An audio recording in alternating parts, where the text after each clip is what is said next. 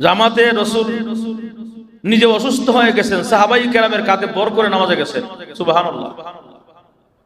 অথচ যার আগের গুনাহ মাফ, পরের গুনাহ মাফ, নিষ্পাপ বেগুনাহ মাসুম ছিল, সেই নবী পর্যন্ত জামাত ত্যাগ করেন নাই, সাহাবাই কেরামের কাঁধে বর করে মসজিদ নববীতে গেছেন, আমাকে নিয়ে চলো মসজিদে, আমি জামাতে নামাজ পড়বো। সুবহানাল্লাহ। মুমিনের সবচেয়ে বড় সম্পদ ঈমান।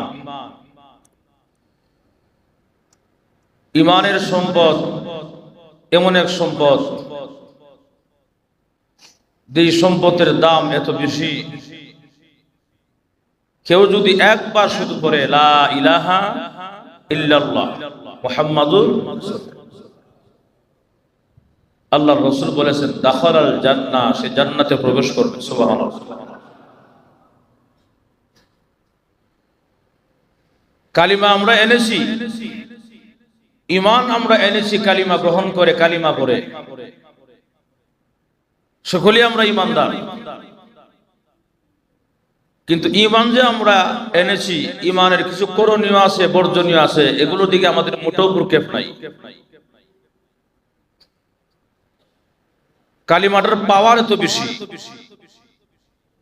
7 আসমান 7 জমিন সব যদি যা কিছু আছে এর ভিতরে, 7 আসমান 7 জমিন, এর ভিতরে যা কিছু আছে সব যদি এক পাল্লা রেখে দেওয়া হয়, আর লা ইলাহা ইল্লাল্লাহর কালিমার একটা কাগজের টুকরা এক পাল্লা রেখে দেওয়া হয়, আল্লাহ আল্লাহর নামের যে কালিমা, এই কালিমার পাল্লাটা ভারী হয়ে যাবে। সুবহানাল্লাহ। এত ভারী একটা কালিমা, এত দামি একটা কালিমা, সেই কালিমাটা পরে আমরা ঈমান গ্রহণ করেছি, সেই কালিমাটা পরে আমরা জান্নাতের মালিক হয়েছি। জান্নাত আমরা ক্রয় করে ফেলেছি, ক্রয়, আমরা আল্লাহর কাছ থেকে জান্নাত কিনে ফেলেছি। তবে জান্নাত কিনেই কানতে হলেই চলবে না, কিছু কাজ তো করতে হবে। আমরা আল্লাহর কাছ থেকে জান্নাত কিনেছি কিসের বিনিময়ে? আমাদের জানের বিনিময়ে। আমাদের জান, আমাদের মাল আল্লাহ সব নিয়ে গেছেন, আর এর বিনিময়ে আল্লাহ আমাদেরকে কি দিয়েছেন? জান্নাত দিয়েছেন। সুবহানাল্লাহ। তাহলে আল্লাহর সাথে আমাদের একটা লেনদেন হয়েছে, আল্লাহর সাথে এবং বান্দার সাথে একটা লেনদেন হয়েছে। বান্দা হলো বিক্রেতা, আল্লাহ হলো ক্রেতা। মানে আল্লাহ আমাদের কাছে বিক্রি করেছেন, আল্লাহ আমাদের কাছে বিক্রি করেছেন, আমরা কিনেছি, আল্লাহ নিয়েছেন। আমাদের জান এবং মাল আল্লাহ নিয়েছেন, এর বিনিময়ে আল্লাহ আমাদের কি দিয়েছেন? জান্নাত দিয়েছেন। কেউ যদি মান্ডা গ্রিন মডেল টাউনে জমি কিনে, রেজিস্ট্রি করলো, জমি কিনলো, জমি কেনার পরে যদি সে বসে থাকে, আর কোন ডেভেলপ নাই, কোনো চাষাবাদ নাই, কোনো কিছুই নাই, বাস রেখে দিছে যুগের যুগ ধরে, তাহলে এই জমি কেনা কোনো ফায়দা আছে? অবশ্যই তাকে কাজ করতে হবে। কেউ জমি কিনে, জমি কেনার পর অবশ্যই তাকে দেশ গ্রাম হলে চাষাবাদ করে, বিভিন্ন ফসলাদি চাষাবাদ করে, এতে করে সে ফায়দা উপকৃত হয়। তো আমরাও রেজিস্ট্রি করে জান্নাত কিনছি ঠিকই, কিন্তু জান্নাতের কিছু কাজ আছে, কাজ আমরা করি না। আমাদের সেই কাজগুলো কি? 1 নম্বরই হলো 5 ওয়াক্তের নামাজ আমাদের সাথে পড়া। বলেন কি বলছি? সবাই বলেন। 5 ওয়াক্তের নামাজ আমাদের জন্য আল্লাহ ফরজ করেছেন। শুধু জুমার নামাজ ফরজ না, 5 ওয়াক্তের নামাজ? 5 ওয়াক্তের নামাজকে আল্লাহ পাক আমাদের জন্য ফরজ করেছেন, সে পুরুষ হোক মহিলা হোক। টাইম টেবিল কন্টিনিউ 5 ওয়াক্তের নামাজ ওয়াক্তমতো আদায় করে আল্লাহ পাক আমাদের জন্য ফরজ করেছেন। সেটা বাসায় হতে পারে, মসজিদে হতে পারে। তবে মসজিদে জামাতের সঙ্গে নামাজ পড়লে সওয়াব বেশি গুণ আছে না নাই? জামাতের নামাজ পড়লে কত গুণ সওয়াব? 27 গুণ সওয়াব। কত গুণ? জামাতে রাসূল নিজে অসুস্থ হয়ে গেছেন, সাহাবাই কেরামের কাঁধে বর করে নামাজে গেছেন। সুবহানাল্লাহ। অথচ যার আগের গুনাহ মাফ, পরের গুনাহ মাফ, নিষ্পাপ বেগুনাহ মাসুম ছিল, সেই নবী পর্যন্ত জামাত ত্যাগ করেন নাই, সাহাবাই কেরামের কাঁধে বর করে মসজিদ নববীতে গেছেন, আমাকে নিয়ে চলো মসজিদে, আমি জামাতে নামাজ পড়বো। সুবহানাল্লাহ। আজকে আমাদের কাছে জামাতের গুরুত্ব নাই। বাসায় নামাজ পড়ে ফেলায়, আছে না নাই? বাসায় নামাজ পড়ে, বাসায় সুস্থ মানুষ, সবল মানুষ, শক্তি আছে, ক্ষমতা আছে, দুনিয়ার কাজ কাম ঠিকই বাজারে গিয়া পরিশ্রমের কাজ করে, ঠিকই রাস্তাঘাটে পরিশ্রমের কাজ করে, মসজিদে আইলে চেয়ার লাগে, চেয়ার ছাড়া নামাজ পড়তে পারে না। কথা কন না কেন? মসজিদে আসলেই চেয়ার ছাড়া নামাজ পড়তে পারে না, অথচ সব জায়গায় বিভিন্ন পরিশ্রমের কাজ করতেছে, বাজার করতেছে, বাজার নিতেছে, এক এক হাতের মধ্যে 7 কেজি 10 কেজি করে, 2 হাতে 20 কেজি। সে ঠিকই দেখা যায় বিভিন্ন রকমের পরিশ্রমের কাজ করতেছে, এই পাও দিয়ে ওই, এই কোমর দিয়ে এই, অথচ মসজিদে এলে কোমর ব্যথা, পাও ব্যথা, আছে না নাই? আচ্ছা বলেন, আমার কোমর ব্যথা আছে না নাই? আমার পায়ে ব্যথা আছে না নাই? এটা আমার পায়ে ব্যথা আছে না নাই, বা আপনার পায়ে ব্যথা আছে না নাই, এটা আমি না জানলেও কে জানে? দুনিয়ার কেউ না জানলেও কে জানে? আল্লাহরে কোনোদিন লুকানো যাবে? যারা সুস্থ সবল থাকা অবস্থাও কষ্ট হইল জমিনের মধ্যে নামাজ পড়া, কষ্ট হইল ফ্লোরের মধ্যে নামাজ পড়া, কষ্ট হইল কোন ফরজটা আদায় করা, কষ্ট তো করতে চাই না, দুনিয়ার কষ্ট বাহিরে করে মসজিদে আয়া 5 মিনিটের জন্য কষ্ট করতে পারে না, এমন লোক আছে না নাই? মসজিদে আইসেই শাহিদ শাহ একটা চেয়ার, আমরা একটা মোড়া বুঝেন আপনারা? আমরা দেশে মোড়া কই কি প্লাস্টিকের, বাস লয়া শাহিন সাহেব নামাজ আদায় করলো।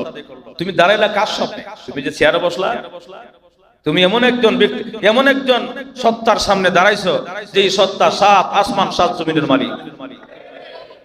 সামান্য উকিলের কাছে গেলে, জজের কাছে গেলে আপনার কি যেন মাথা নত করে মাথা নিচ দিয়ে রাখে, কথা কোনা এক করে মাথা নিচ দিক দিয়া 2টা হাত করজুরি দিয়া এভাবে থাকে, ডান দিক বাম দিক না, একটা কাশি বন্ধু নিজের ইচ্ছাকে কাশি দেয় না, কথা কোনা নিজের একটা কাশিও দেয় না, বেয়াদবি না হয়ে যায়, যদি কোন রং পায়লা তো আমার খবর আছে, কথা কোনা।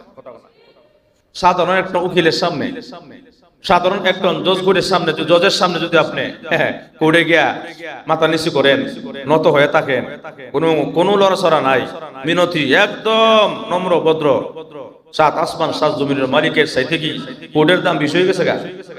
কথা কন, কার সামনে দাঁড়াইছেন আপনি? আর কার সামনে দাঁড়াইলেন? দাঁড়াইয়া কার সামনে চেয়ারে বই রইলেন?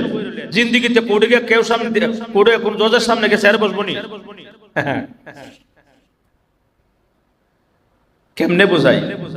এই জন্য শেয়ার পরিহার করেন। আমি শেয়ারের বিষয় সংক্রান্ত, শেয়ারের সংক্রান্ত আলোচনা, শেয়ারের মাসালা নিয়ে আমি বেশ কয়েক জুমা অতীতে আলোচনা করেছি। মাঝখানে কিছু শেয়ার কম ছিল, আবার ইদানিং শেয়ার বেড়ে গেছে, কথা বলা ইদানিং আমার শেয়ার বেড়ে গেছে। আমি তো আর মসজিদে থাকি না, আমি শুধু নামাজ পড়াই, আল্লাহু আকবার, সালাম ফিরাই, আসসালামু আলাইকুম, শেষ আমার কাজ, আমি পরে চলে যাই বা আমার রুমে নামাজ পড়ি। কিন্তু মসজিদের কি হয় না হয়, কি হাল আমি তো আর জানি না, আমার যদি কেউ বলে তো আমি জানি, কথা বলা।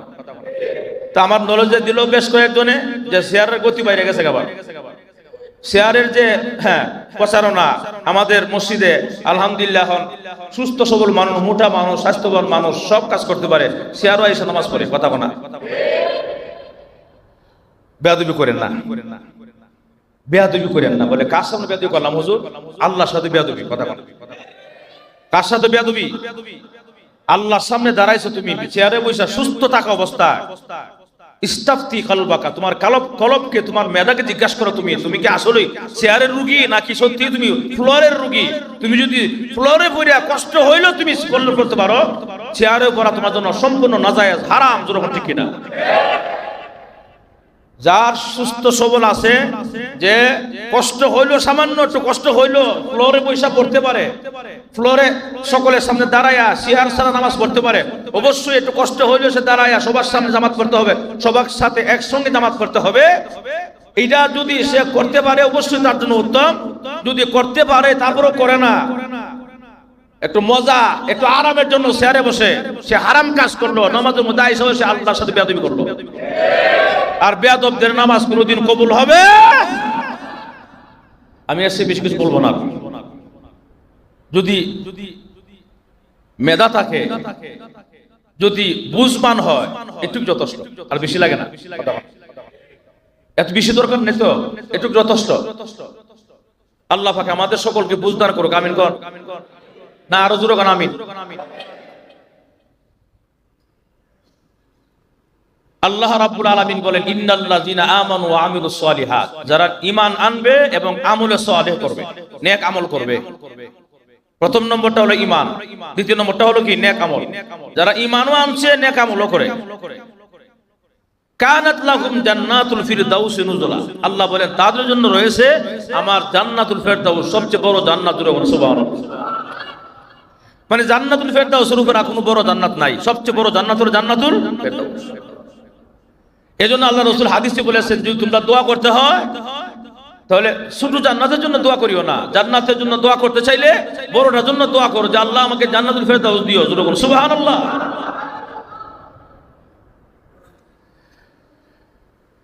যারা ঈমান আনবে এবং নেক আমল করবে, আল্লাহ রাসূলের সাহাবী আব্দুল্লাহ ইবনে আব্বাস রাদিয়াল্লাহু আনহু বর্ণনা, উনি বলেন এই যারা ঈমান আনবে বা নেক আমল করবে তাদেরকে আল্লাহ কয়েকটা পুরস্কার দুনিয়াতেই দিবেন।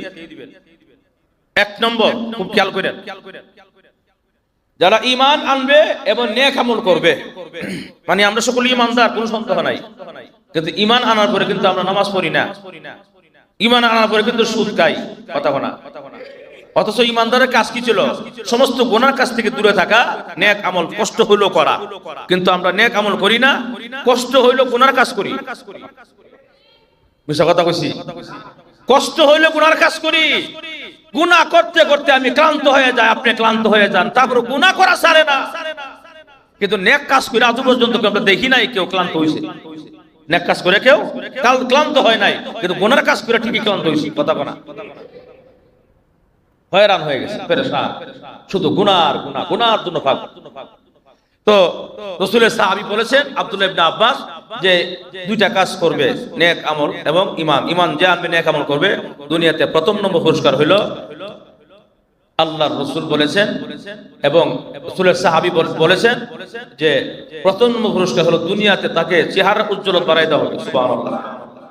চেহারার উজ্জ্বলতা, চেহারার মধ্যে আল্লাহ নূর দিবেন। কি দিবেন? যদিও সে কালো হয়, যদিও সবার কাছে সে ভালো না, কিন্তু সবাই মনে করে যে কালো কালো, কিন্তু কালো হইলেও দেখবেন আলাদা একটা সকলের নূর আছে না নাই? যারা নামাজ পড়ে দেখবেন হেদের মধ্যে একটা নূর আলাদা আছে না নাই? নামাজের লোক দেখলেই চিনা যায় হ্যাঁ নামাজ পড়ে, চেহারা নূর আছে, কথা বলে। আর যতই ফর্সা হয়, যদি নামাজ না পড়ে, নেক কাজ না করে, হের চেহারা নূর তো তাকেই না, কেমন যেন। আর অনেকে তাকাইতে ইচ্ছা না, কেন? চেহারা গুনাহ বাসে, গুনাহ গুনাহ কি বাসে। এই জন্য নেক আমল পুরস্কার হইল দুনিয়াতে এক নম্বর আল্লাহ পাক তার চেহারাকে আলোকিত করে দিবেন। দুই নম্বর পুরস্কার হইল আল্লাহ তার কলবকে পুরস্কার করবেন। সুবহানাল্লাহ। কি পুরস্কার করবেন? কলবকে। আল্লাহ তার কলবকে পুরস্কৃত, মানে কলবকে আল্লাহ পাক নূরে নূরান্বিত করবেন, আলোয় আলোকিত করবেন যদি সে দুনিয়াতে ঈমান আনে এবং নেক আমল করে। অতএব ঈমান এবং নেক আমলের মাধ্যমে চেহারা নূর আসে। ঈমান এবং নেক আমলের মাধ্যমে আমার কলবের মধ্যে, আপনার কলবের মধ্যে কি আসে? নূর আসে, আলো আসে। এই জন্য কলবের মধ্যে নূর আসতে চাইলে আপনি বাহ্যিক চোখটা বন্ধ করে দেন, তাহলে ভিতরের চোখ আপনার চালু হয়ে যাবে। চোখ কিন্তু দুইটা, একটা হলো বাহ্যিক আমাদের চর্ম চক্ষু, আর একটা আছে আমাদের কলবের চক্ষু, আছে না নাই? তো মুহাদ্দিসিনে কেরাম হাদিসের ব্যাখ্যা গ্রন্থ লিখেছেন তুমি দুনিয়ার চোখ বন্ধ করে দাও, মানে বন্ধ বলতে দুনিয়ার গুনাহ করা বন্ধ করে দাও। গুনাহ দেখলেই চোখ বন্ধ, গুনাহ করা যাবে না। যখন দুনিয়ার চোখ বন্ধ করে দিবা, আল্লাহ পাক তোমার ভিতরে চোখ খুলে দেব। সুবহানাল্লাহ। দুনিয়ার চোখ বন্ধ করো মানে কি? দুনিয়ার গুনার কাজ বন্ধ করে দাও, দুনিয়ার চোখ বন্ধ করো, আল্লাহ পাক তোমার ভিতরে চক্ষু খুলে দিব। আর ভিতরে চক্ষু খুললে জমিন থেকে নিয়ে আল্লাহর আরশ পর্যন্ত সব দেখতে পাবে। সুবহানাল্লাহ। এটাকে বলা হয় কাশফ। কি বলা হয়? কাশফ। বুঝেন আপনারা? যাদের অন্তর চক্ষু খোলা, অন্তর চক্ষু খোলা।